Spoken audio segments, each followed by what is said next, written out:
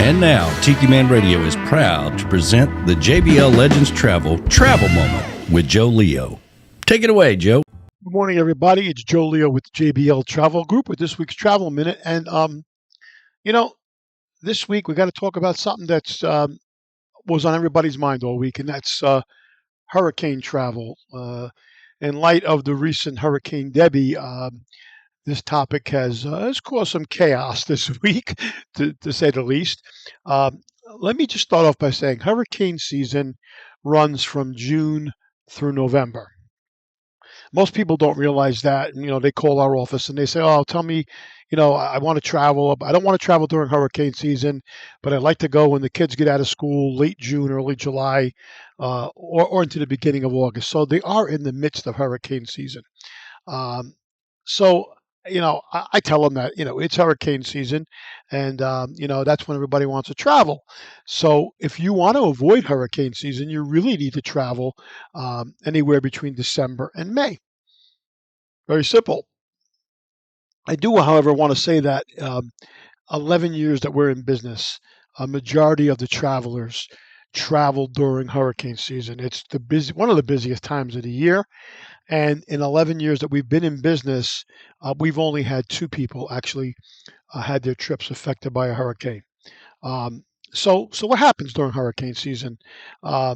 If your plans are affected or a hurricane disrupts it, the first thing that everybody needs to do if you're going to travel anytime between June and November is make sure that you have travel insurance, and make sure that travel insurance covers you for trip cancellation, trip delay, and trip interruption.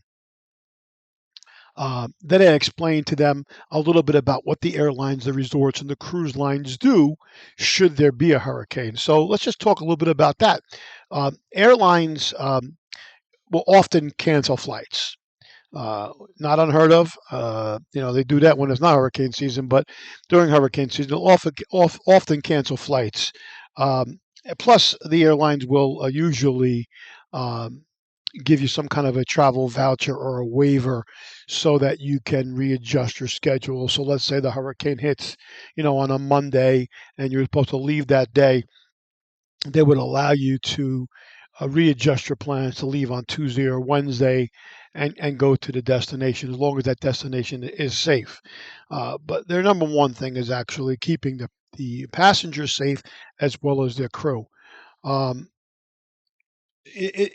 need to be flexible during the season. They know a little about it.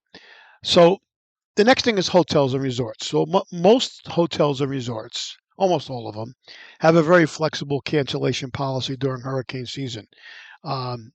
They give you the opportunity to often cancel or reschedule your reservations without any penalty.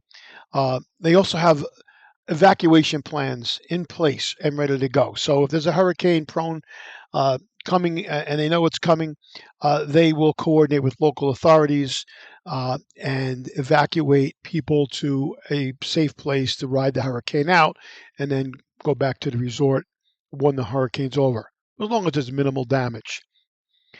If evacuation is not possible, they will provide safe shelter at their resort.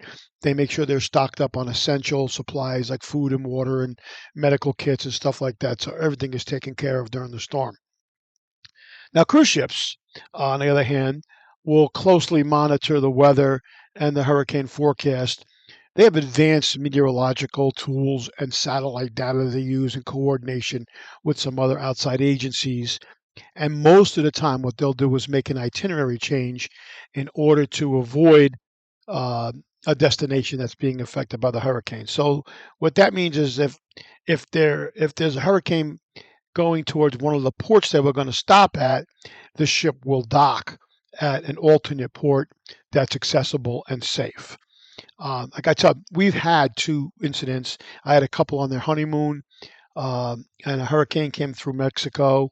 They were evacuated and went to a shelter overnight. The hotel made sure that they had food and booze and all kinds of stuff. And they told me they actually had a great time there. And then the next day, there was minimal damage to the hotel. They brought everybody back. And then I had another couple that was actually flying home from a vacation, and the flight was canceled. and we worked with the airline some of the local hotels to get them some overnight accommodations. And then the next day, we were able to reschedule their flights to come home. So I guess what I'm trying to say is traveling during hurricane season, you need to be a little bit flexible. The chances of a hurricane coming, nobody knows. It's a 50-50 chance, really. But the airlines, the resorts, and the cruise lines, their number one priority is keeping the passengers safe as well as their crew, and all three of them are ready to make some adjustments. So if you don't want to travel during hurricane season, like I said before, then you got to travel somewhere between December and May.